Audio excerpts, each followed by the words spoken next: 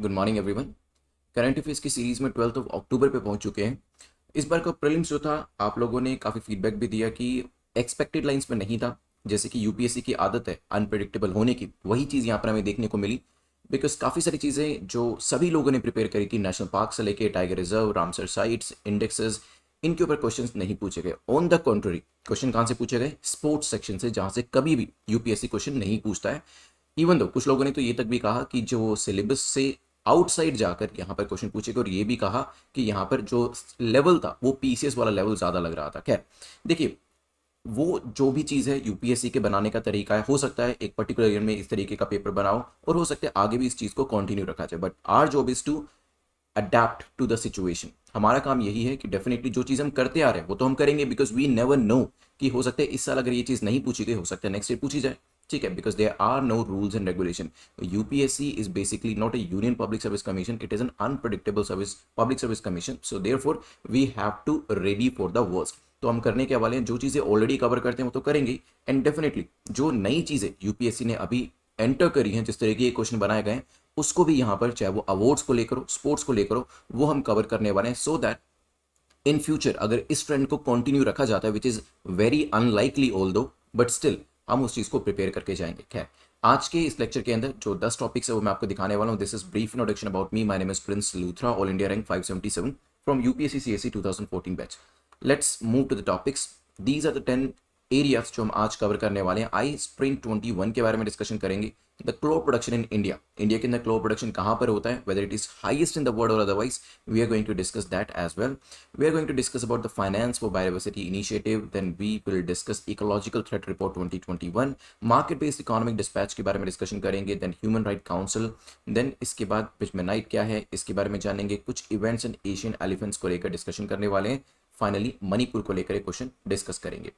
अभी आप festival code को यूज कर सकते हैं नवरात्रि के टाइम पे, और 50+20% डिस्काउंट जो है वेरियस सीरीज के ऊपर exam.network.com पर जाकर ले सकते हैं। तो जो लोग मिशन यूपीएससी 2022 के लिए तैयारी कर रहे हैं उनके लिए काफ़ी अच्छी अपॉर्चुनिटी मिल जाती है यहाँ पर, क्योंकि आफ्टर दिस डिस्काउंट वहाँ पर डेफिनेटली उनको एमआरपी जो है वो पे करना पड़ेगा। So you can go for mission UPSC 2022 और इसको 70% डिस्काउंट पर ले सकते हैं। खैर चलते हैं जल्दी से यहाँ पर अपने टारगेट को सेट करते हैं।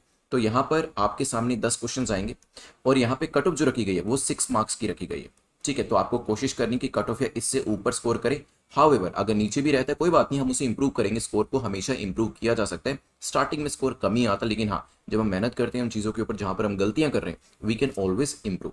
चलिए let's move to question number 1, जो कि आई स्प्रिंट 21 को लेकर है। पूछा गया आई स्प्रिंट 21 को लेकर बताइए कौन सी स्टेटमेंट करेक्ट है। तो आपका करने का तरीका, टॉपिक को करें अंडरलाइन और जिस चीज पूछी गई है उसको आप सर्कल में डालें। ठीक है, it's a fintech hackathon series. ये क्या है? ये फाइनेंशियल टेक्नोलॉजी का हैकाथन सीरीज है of international financial service centers authority, IFSCA का हो सकता है।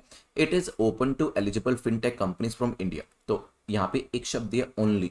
ठीक है, और ओनली के बारे में, ऑल के बारे में, एक्सट्रीम जो वर्ड्स होते हैं उनके बारे में मैंने आपको 80-20 का रूल बताया है कि 80% चांसेस है कि वो स्टेटमेंट गलत होंगी, 20% चांसेस है वो सही भी हो सकती हैं। तो ये सिर्फ इंडिया की जो फिनटेक कंपनीज है उनके लिए लेकर आया गया।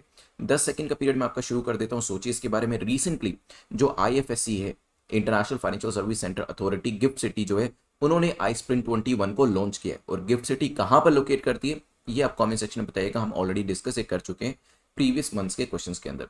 तो यहाँ पे आईएफएससी गिफ्ट सिटी के द्वारा इसे लॉन्च किया गया है।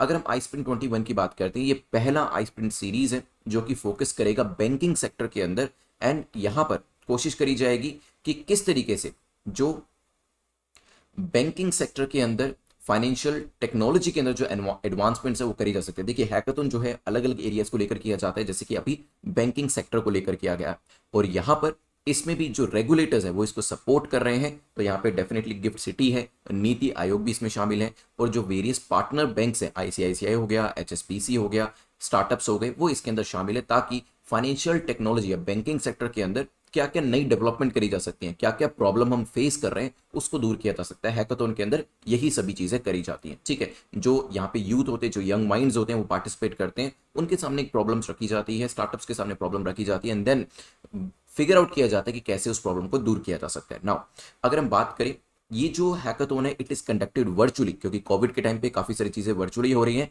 And is open to eligible financial technology from across the globe. तो यहाँ पे जो था सभी पूरी दुनिया की जो आपकी फाइनेंशियल टेक फर्म्स थी या फाइनेंशियल टेक्नोलॉजी जो है एलिजिबल फाइनेंशियल टेक्नोलॉजी, उसको यहाँ पर एलिजिबल बनाया गया था। आंसर क्या हो जाएगा? सेकंड स्टेटमेंट इनकरेक्ट है, first is correct, A will be the correct answer. चलिए ध्यान रखिएगा। इससे आगे बढ़ते हुए चलते हैं नेक्स्ट टॉपिक के ऊपर, जो कि बात कर रहा है clove production in India. Clove क्या होता है? लौंग बेसिकली आपका जो होता है, ठीक है, उसको लेकर पूछा है कि बताएं करेक्ट स्टेटमेंट आपकी कौन सी है। ठीक है, पहली कहती है कि इंडिया दुनिया में सबसे ज्यादा क्लोव को प्रोड्यूस करता है। So India is the largest exporter of the cloves. Exporter है, प्रोड्यूस की बात नहीं करिए, एक्सपोर्ट करने की बात करिए तो सबसे ज्यादा इंडिया, भारत जो है इसको एक्सपोर्ट करता है।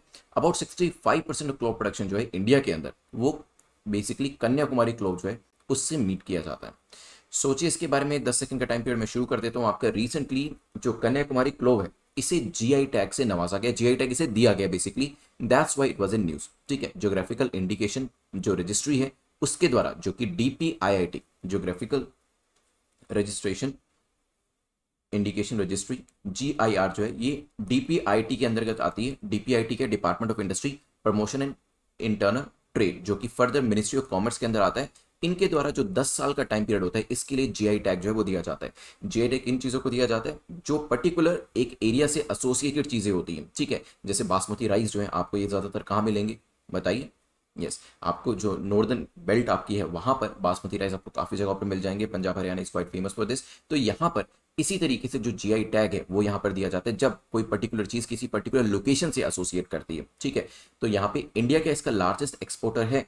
देखिए, इंडिया की जो एनुअल क्लोव डिमांड है that is more than 20,000 ton, and only 1,000 ton जो है वो हमारी कंट्री के अंदर क्या होता है? प्रोड्यूस होता है। तो जब हम अपनी ही रिक्वायरमेंट को पूरा नहीं कर रहे, सिर्फ 1/20 जो हमारी रिक्वायरमेंट हम उसको पूरा कर पा रहे हैं, रिमेनिंग क्या करना पड़ेगा? हमें इंपोर्ट करना पड़ेगा। जब हम इंपोर्ट करें किसी चीज़ को तो एक्सपोर्ट करने का तो सवाल ही नहीं उठता है। लेकिन हाँ, कन्याकुमारी क्लोव जो है it is cultivated at an height of 900 metres की ऊंचाई पे उगाया जाता है अबव सी लेवल पे, और यहाँ पर 65% जो कंट्री का डिमांड होता है वो इसी क्लोव के द्वारा पूरा किया जाता है। अभी इसे जीआई टैग दिया गया है, इसी वजह से ये न्यूज़ में था। आंसर क्या हो जाएगा? B will be the correct answer. ध्यान रखिएगा, करेक्ट स्टेटमेंट आपकी बी हो जाती है।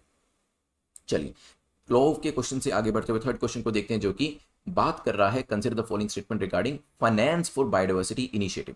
आपको बताना है इसको लेकर करेक्ट स्टेटमेंट कौन सी है। फाइनेंस फॉर बायोडाइवर्सिटी इनिशिएटिव को लेकर पहली स्टेटमेंट कहती है इसे 2019 में यूएनईपी के द्वारा स्टार्ट किया गया था, और ये एक डुअल पर्पस प्लेटफॉर्म है जिसमें क्या होगा? इंप्लीमेंट करना है its activities for biodiversity conservation and making grants to others. तो इसमें कंजर्वेशन की बात भी करी गई है और ग्रांट्स की बात भी करी गई है।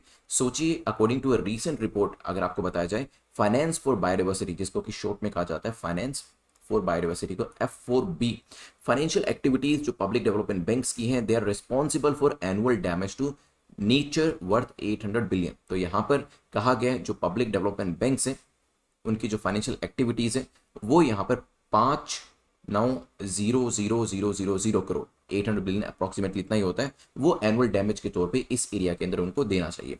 अगर बात करी जाए, इसे शुरू किया गया था 2019 के अंदर, बिल्कुल ठीक है, बट नॉट बाय यूएनईपी, बल्कि एक मावा फाउंडेशन है जो सिंगापुर बेस्ड ऑर्गेनाइजेशन है उनके द्वारा। तो पहली जो स्टेटमेंट है वो इनकरेक्ट हो जाती है। सेकंड स्टेटमेंट की बात करें तो यस, मेन एम क्या है? It aims to increase materiality of biodiversity in financial decision making, and यहां पर बेटर अलाइन हम करना चाहते हैं ग्लोबल फाइनेंस को, ताकि उसका इस्तेमाल नेचर कंजर्वेशन के लिए किया जा सके और वेरियस एक्टिविटीज को इंप्लीमेंट करने के लिए किया जा सके, और अगर कोई भी फाइनेंशियल रिक्वायरमेंट पूरी करनी है वहां पर, वो भी यहां पर आसानी से करी जा सके। तो दोनों स्टेटमेंट में से पहली statement is incorrect, second is correct, correct answer will be B. B यहां पर करेक्ट आंसर हो जाएगा। Let's move to next question which is question number 4, जो कि बात कर रहा है इकोलॉजिकल थ्रेट रिपोर्ट किसके द्वारा पब्लिश करी जाती है। टाइम पीरियड में शुरू कर देता हूं। सोचिए इसके बारे में, IUCN दिया है, UNEP दिया है, WWF दिया है, नन ऑफ द अबव दिया है। रिसेंटली इकोलॉजिकल थ्रेट रिपोर्ट 2021 जो है, इसमें understanding ecological threat resilience and peace, इसे रिलीज किया गया institute of economy and peace के द्वारा, IEP के द्वारा। IEP कहीं ऑप्शन में दिया नहीं दिया, तो करेक्ट आंसर क्या हो जाएगा? D will be the correct answer.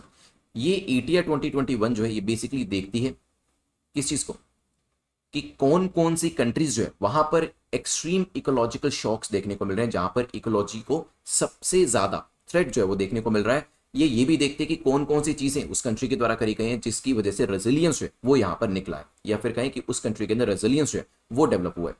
It also analyses risk from the population growth, water stress की वजह से यहाँ पर कितना प्रॉब्लम यहाँ की पॉपुलेशन को देखने को मिल रहा है, पॉपुलेशन अगर राइज कर रही है तो उसकी वजह से कितना रिस्क देखने को मिल रहा है, इनसिक्योरिटी, फूड इनसिक्योरिटी की बात देखी जाती है, ड्राउट्स, फ्लड, साइक्लोन जैसी सिचुएशन अगर क्रिएट होती है तो उसके बारे में भी यहाँ पर बात करी जाती है। It is release by leading international think tank IEP, ध्यान रखिएगा। और यहाँ पर फर्दर एक इंडेक्स जो है वो भी लेकर आया जाता है इनके द्वारा, जिसका नाम है global peace index and global terrorism index. ठीक है, तो ये दो चीजें भी IEP के द्वारा लेकर आई जाती हैं। D will be the correct answer. Let's move to the next question which is question number 5, जो कि यहाँ पर मार्केट बेस्ड इकोनॉमिक डिस्पैच के बारे में बात कर रहा है। पूछा गया मार्केट बेस्ड इकोनॉमिक डिस्पैच को लेकर बताएं करेक्ट स्टेटमेंट कौन सी है। फर्स्ट स्टेटमेंट कहती है it will ensure that the cheapest power generating resources across the country are dispatch to meet overall system demand. तो यहाँ पर जो डिमांड है उसको मीट करने के लिए चीपेस्ट पावर जनरेटिंग रिसोर्सेज जो है वो यहाँ पर एंश्योर करे जाएंगे कंट्री के अंदर, क्योंकि आप देख रहे हैं कि अभी पावर सेक्टर जो है हमारा है वो सफर कर रहा है। आपने काफी जगह पर न्यूज भी सुनी होगी इस चीज को लेकर कि देश के पास इलेक्ट्रिसिटी जनरेशन के लिए 2 दिन का, 3 दिन का, 4 दिन का कोल जो है वो बचा है। It is initiated by central electricity regulatory commission CERC के द्वारा इसे लेकर आया गया। सोचिए 10 सेकंड का टाइम आपके पास, पे डिस्कस करेंगे। बेसिकली पावर परचेज की कॉस्ट को कम करने के लिए कंज्यूमर्स के लिए पावर मिनिस्ट्री जो प्लान कर रही है कि हमें MBED that is market based economic dispatch, MBED, कई जगह पे डिस्पैच की स्पेलिंग में आई था, कई जगह पे ई था, ज्यादातर जगहों पे ई दिया हुआ था।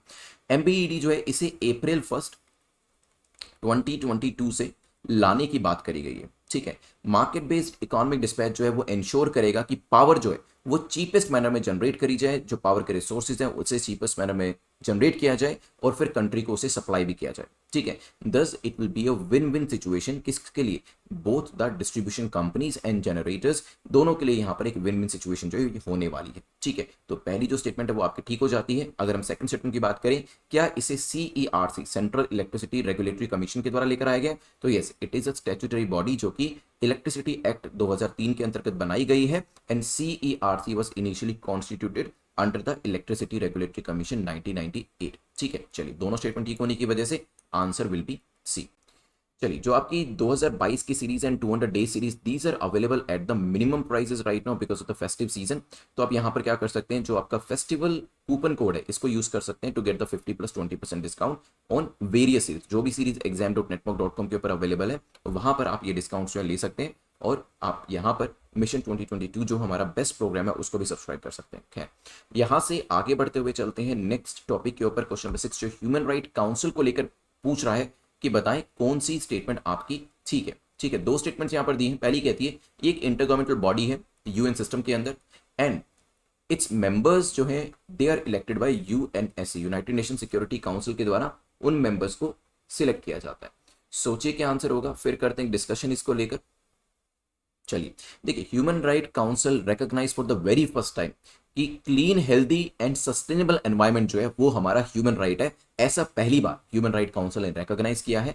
क्या ये इंटर गवर्नमेंटल बॉडी है, तो human right council is an inter governmental body with the United Nation system जो कि रिस्पॉन्सिबल है इसको स्ट्रेंथन करने में, प्रमोट करने में और ह्यूमन राइट्स को प्रोटेक्ट करने के लिए भी। तो पहली जो स्टेटमेंट है वो आपकी ठीक हो जाती है। सेकंड स्टेटमेंट की अगर बात करें तो क्या its members are elected by UNSC, देखिए council is made up of 47 UN members, इसके अंदर 47 मेंबर्स हैं which are elected by United Nation General Assembly, ना कि UNSC, ध्यान रखिएगा। Hence answer will be A.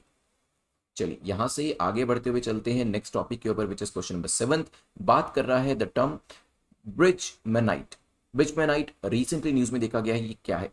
Time period में शुरू कर देता हूं आपका। सोचिए क्या ये कोई स्पेस क्राफ्ट है, हैबिटेबल प्लैनेट्स को एक्सप्लोर करने के लिए, न्यूली डिस्कवर्ड एस्ट्रॉइड है, मिनरल है that is found on the earth interior, कोई स्पीसीज है जो कि नॉर्थ ईस्ट इंडिया में पेड़ों पे पाया जाता है। सोचे, so composition of the Indian meteorite fragments, ये बेसिकली जो इंडिया मटेरियराइट फ्रेगमेंट है तो वो हमें हेल्प कर रहा है, हमारे बेसिकली रिसर्चर्स को हेल्प कर रहा है ये समझने में कि अर्थ का जो लोअर मेंटल है वो कैसे बना है।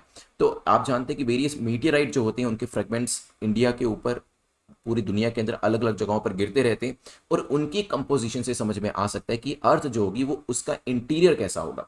तो यहाँ पर भी जो इंडियन मीटियोराइट फ्रेगमेंट है उसको समझने की कोशिश करी जा रही है अर्थ के लोअर मेंटल को समझने के लिए।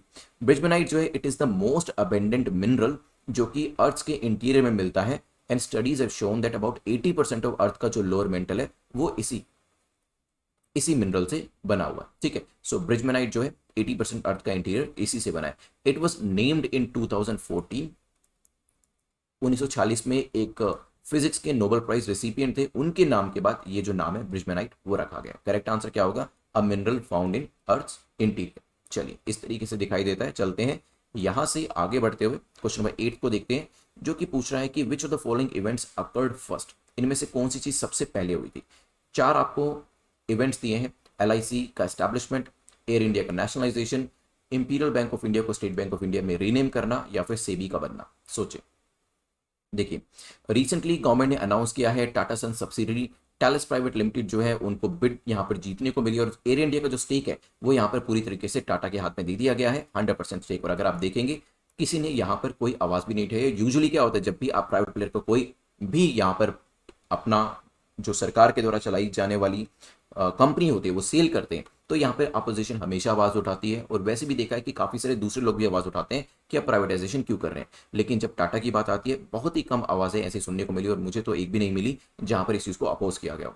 राकेश झुनझुनवाला जो है, जो कि काफी एक एस इन्वेस्टर माने जाते हैं, वो भी अकासा करके अपनी एक जो एयरलाइन है उसके साथ आ रहे हैं। तो एक तरफ अब होंगे आपके अकासा एयरलाइन के फाउंडर राकेश झुनझुनवाला, और दूसरी तरफ होंगे टाटा सन्स, यहां पर चलाएगी आपकी एयर इंडिया को। तो जो उड़े देश का आम नागरिक है उसको लेकर गवर्नमेंट यहां पर काफी सीरियस दिखाई दे रही है, तभी यहां पर इंपॉर्टेंट प्लेयर्स को एंट्री कराई जा रही है। नाउ अगर बात करें जो एयर इंडिया टाटा ग्रुप ने ही स्टार्ट करी थी 1932 के अंदर, लेकिन आप जानते हैं कि जैसे ही देश को आजादी मिली और उसके बाद नेशनलाइजेशन शुरू हुआ, तो यहां पर ये जो पर्टिकुलर बॉडी थी, ये जो पर्टिकुलर कंपनी थी, वो गवर्नमेंट ने टेक ओवर कर ली थी, ठीक है। So it happened somewhere in 1953। तो ये जो नेशनलाइजेशन किया गया था एयर इंडिया का 1953 में किया गया था, ठीक है। इंपीरियल बैंक ऑफ इंडिया को एसबीआई कहा जाना 1955 में शुरू किया गया था, ये भी ध्यान रखिएगा। और 1956 के अंदर 1956 के अंदर एलआईसी जो थी इसको क्या किया गया था बताएं, एस्टैब्लिश किया गया था। LIC of India was created in 1956, जिसको कि गवर्नमेंट का एटीएम कहा जाता है। सेबी की बात करें तो सभी जानते हैं इट्स अ न्यू एंट्रेंट। सेबी जो है security exchange board of India, तो अभी रिसेंटली ही बनाई गई है इनके कंपैरिजन में। हालांकि इसको भी यहाँ पर 30 साल हो चुके हैं, 1992 इज द करेक्ट ईयर, ठीक है। चलिए तो करेक्ट आंसर यहाँ पर क्या होगा, जो नेशनलाइजेशन है एयर इंडिया का वो यहाँ पर करेक्ट आंसर होगा, क्योंकि ये नेशनलाइजेशन 1953 में किया गया था। B will be the correct answer. चलते हैं यहां से आगे बढ़ते हुए नेक्स्ट टॉपिक के ऊपर। क्वेश्चन नंबर 9 क्या बात करता है देख लेते हैं। With reference to Asian elephants, यहां पर आपसे पूछा बताएं करेक्ट स्टेटमेंट कौन सी है। एशियन हाथियों को लेकर कौन सी स्टेटमेंट आपकी ठीक है? Asian elephants is India natural heritage animal भी इसे भारत का कहा जाता है। Sigur elephant corridor connects western and eastern Ghat. जो यहाँ पे सिगुर एलिफेंट कॉरिडोर है वो किस किस को कनेक्ट करता है? ईस्टर्न एंड वेस्टर्न घाट्स को। सोचिए इसके बारे में, फिर करते हैं डिस्कशन इसको लेकर। अभी एक बेसिकली रिसेंट स्टडी करी गई थी जिसमें बताया गया कि इंपॉर्टेंट कनेक्टिविटी एरियाज जो है वो एशियन एलिफेंट जो एंडेंजर्ड है नॉर्थ ईस्ट इंडिया के अंदर खास तौर पे उनको यहाँ पर प्रोटेक्ट कर सकते हैं। बट हाँ, यहाँ पर अगर इस तरीके के कनेक्टिविटी एरियाज नहीं होते हैं तो एलिफेंट्स को नुकसान हो सकता है। अगर हम बात करें पहली जो स्टेटमेंट है Asian elephants are natural heritage animal, बिल्कुल ठीक हो जाता है। जो एलिफेंट्स है they were declared as the national heritage animal of India in 2010। जो सिगुर एलिफेंट कॉरिडोर है it is the only one of its kind जो कि वेस्टर्न और ईस्टर्न घाट को कनेक्ट करता है, और यहाँ पर जो हाथियों की जो मूवमेंट होती है उसको इंश्योर करता है केरला, तमिलनाडु और कर्नाटक रीजन में। तो ये अगर पेनिनसुलर इंडिया है, ईस्टर्न घाट, वेस्टर्न घाट, तो यहाँ पे दोनों को कनेक्ट करने का काम ये सिगुर एलिफेंट कॉरिडोर के द्वारा किया जाता है। Correct answer will be C. दोनों स्टेटमेंट्स हमारी यहाँ पर ठीक हो जाती है। चलते हैं लास्ट क्वेश्चन के ऊपर जो कि मणिपुर को लेकर है। पूछा गया मणिपुर को लेकर बताएं कौन सी स्टेटमेंट आपकी करेक्ट है। INA Indian national army claimed territorial occupation Manipur by unfurling the flag of Moirang in 1944। हो सकता है कि यहाँ पे INA ने इस टेरिटरी को 1944 में क्लेम किया था। मणिपुर को स्टेटहुड 1972 में दी गई थी under the north east area reorganisation act 1971। सोचिए अभी रिसेंटली सिक्योरिटी मेजर्स जो है उनको बीफ अप किया जा रहा है, इंक्रीज किया जा रहा है, क्योंकि मणिपुर के अंदर जो इंसर्जेंसी ऑर्गेनाइजेशंस हैं वो यहाँ पर क्या कर रहे हैं, टोटल शटडाउन की बात कर रहे हैं अक्टूबर 15 को, ठीक है। यहाँ की जो कोऑर्डिनेटिंग कमेटी है कोर कोम जिसको कहा जाता है, 15 अक्टूबर को उन्होंने पूरा टोटल शटडाउन की बात करी है। ब्रिटिश की बात करें तो British occupied Manipur from 1891 to 1947, ताकि बर्मा के ऊपर जो भी उनके इंटरेस्ट थे उसको एक्सट्रैक्ट किया जा सके, बर्मा से जितने बेनिफिट लेने हैं मणिपुर के थ्रू लिए जा सके। During the second world war Manipur was battle front for the axis, क्योंकि यहाँ पे जापान जो था वो भी इसके पास पड़ता था, और जो INA था Indian national army they claim the territorial occupation in Manipur, और यहाँ पर जो मोरंग है उसका फ्लैग जो है, मोरंग के अंदर फिर आपका इंडियन फ्लैग जो है वो यहाँ पर अनफर्ल किया गया था 1944 के अंदर। तो ये जो पर्टिकुलर जगह थी यहाँ पर जो हमारा फ्लैग था उसे लहराया गया था। पहली स्टेटमेंट ठीक हो जाती है। जो मणिपुर है, Manipur became a UT under the states reorganisation act in 1956, लेकिन बाद में इसे जो 1972 का साल था तब एक पूर्ण राज्य का जो दर्जा था वो यहाँ पर इसको state north east area reorganisation act 1971 के हिसाब से दे दिया गया था। दोनों स्टेटमेंट्स हमारे यहाँ पे ठीक हो जाती हैं। आंसर क्या हो जाएगा? C will be the correct answer. क्या है यहाँ पर जल्दी से मैं आपको पूरा लेक्चर जो है वो रिवाइज करा देता हूँ। 2 मिनट के अंदर पूरा लेक्चर हम रिवाइज करेंगे। रिविजन इज क्वाइट इंपॉर्टेंट, क्योंकि ये 2 मिनट आप इन्वेस्ट करके 30% मोर मटेरियल को रिटेन कर सकते हैं एग्जाम के अंदर, because revision is quite important. Now the first statement की बात करें, आईस्प्रिंग 21 क्या डिस्कस किया था जल्दी से मुझे बताएं। तो ये एक हैकाथॉन जो है लेकर आया जा रहा है। बैंकिंग सेक्टर को ध्यान दिया जाएगा, इसमें गिफ्ट सिटी जो है वो भी शामिल है, जो नीति आयोग है वो भी इसके अंदर शामिल है। फिर हमने डिस्कशन किया था क्लोव प्रोडक्शन को लेकर। जल्दी से बताएं कहाँ पे सबसे ज्यादा क्लोव प्रोडक्शन किया जाता है। और यहाँ पर बात करी जाए क्या India largest exporter? Answer is no, India is basically importing it. और यहाँ पर कन्याकुमारी क्लोव जो है ये सबसे ज्यादा कॉन्ट्रीब्यूट करता है इंडिया के अंदर, जिसको अभी जीआई टैग भी दिया गया है। चलिए, देन हमारा डिस्कशन हुआ था बायोडाइवर्सिटी इनिशिएटिव को लेकर। तो इसको कौन लेकर आया? बायोडाइवर्सिटी इनिशिएटिव बाय द मावा फाउंडेशन, स्विट्जरलैंड इसको लेकर आया, जिसके अंदर डुअल पर्पस की हमने बात करी थी। Then we move to the next question. Next question के अंदर हमने देखा था इकोलॉजिकल थ्रेट 2021 जो रिपोर्ट थी हमारी, और ये कौन लेकर आया? It is brought to you by IEP. जो दो और कौन सी रिपोर्ट्स को या इंडेक्सेस को लेकर आते हैं बताएं मुझे, कमेंट सेक्शन में जरूर बताइएगा। अभी डिस्कस किया था हमने लेक्चर के अंदर, दो और इंडेक्सेस भी आईईपी के द्वारा लेकर आए जाते हैं। फिर हमने मार्केट बेस्ड इकोनॉमिक डिस्पैच के बारे में देखा। तो बेसिकली यहाँ पर कोशिश करी जा रही है पावर मिनिस्ट्री के द्वारा कि जो आपके पावर के बिल्स हैं उनको कम किया जा सके, and yes it is initiated by CERC, ये ध्यान रखिएगा। ठीक है, चलिए फिर हमने डिस्कशन किया था यहाँ पर 200 डेज की सीरीज का। यहाँ पे जो फेस्टिवल सीजन चल रहा है आपका, आप अपना फेस्टिवल कोड जो है वो जरूर यूज कर लीजिएगा, because it is given to you for a limited time period. चलिए, इसके बाद डिस्कशन हमारा हुआ था नेक्स्ट क्वेश्चन को लेकर। क्वेश्चन नंबर 6 में हमने डिस्कशन किया था ह्यूमन राइट काउंसिल को लेकर। तो is it an inter governmental body? So answer was yes, it is an inter governmental body. और जिसमें लोगों को किसके द्वारा इलेक्ट किया जाता है? मेंबर्स को यूएनएससी के द्वारा? नो, यूएनजीए के द्वारा, ध्यान रखिएगा। Then after this we discussed about the bridgmanite, जो कि क्या है? ये नाम जो रखा गया है फिजिसिस्ट के नाम पे रखा गया जिनको कि नोबेल प्राइज मिला था, and it is basically a mineral which is found in the earth's interior. Then यहां से आगे बढ़ते हुए नेक्स्ट टॉपिक जो है क्वेश्चन नंबर 8 हमने डिस्कस किया था, जो कि बात कर रहा था कि कौन सा इवेंट पहले हुआ है एयर इंडिया का नेशनलाइजेशन। चलिए, फिर हमने यहां से आगे बढ़ते हुए डिस्कशन किया क्वेश्चन नंबर 9 को लेकर। और क्वेश्चन नंबर 9 में आपने देखा एलिफेंट्स को लेकर। तो कॉरिडोर सिगुर किस किस को कनेक्ट करता है जल्दी से बताएं। एशियन एलिफेंट्स जो है वो नेचुरल हेरिटेज है। ये कब डिसाइड किया गया था? 2010 के अंदर। खैर, लास्ट क्वेश्चन में हमने डिस्कशन किया था फाइनली मणिपुर को लेकर। तो मणिपुर जो है इसे पहले यूटी बनाया गया था और बाद में स्टेट। आईएनए ने जो मोरंग रीजन है वहां पर 1944 में भारत का जो फ्लैग था उसे अनफोल्ड किया था। खैर, 10 क्वेश्चन हमारे यहाँ पे कंप्लीट होते हैं और रिवीजन मैंने आपको करा दी है। अभी यहाँ पर एक क्वेश्चन ऑफ द डे जो है वो देख लेते हैं। क्वेश्चन ऑफ द डे में मैं आपसे यहाँ पर कुछ इंपॉर्टेंट चीज जानना चाहूंगा, आप इसको आंसर देने की कोशिश करिएगा। यहाँ पर अजय वॉरियर एक्सरसाइज, क्या कोई मुझे बता सकता है किस किस के बीच में करी जाती है? अजय वॉरियर एक्सरसाइज जल्दी से बताएं मुझे, किन दो प्रदेशों के बीच में अजय वॉरियर एक्सरसाइज जो है वो करी जाती है? ये आप मुझे कमेंट सेक्शन में आंसर करिएगा। This is going to be the question for the prelims. ये आपका जो प्रीलिम्स रिलेटेड क्वेश्चन मैंने आपको दिया है, इसको कमेंट सेक्शन में जरूर आंसर करिएगा नाउ, बिकॉज क्वेश्चन हमारे अब यहाँ पर कंप्लीट होते हैं। Thanks for watching this video. इस पूरे लेक्चर की जो पीडीएफ है वो आपको मिल जाएगी, जिसमें टेलीग्राम का जो लिंक है वो नीचे डिस्क्रिप्शन में दिया गया है। सेकंड चैनल ज्वाइन कर लीजिएगा, द हिंदू एनालिसिस जो है, क्योंकि प्रीलिम्स आपका हो चुका है, वी आर प्लानिंग दैट, सो बहुत जल्दी वो रेज्यूम होगा। Thank you once again for watching. Please mention your marks in the comment section. Have a nice day. Take care. Goodbye.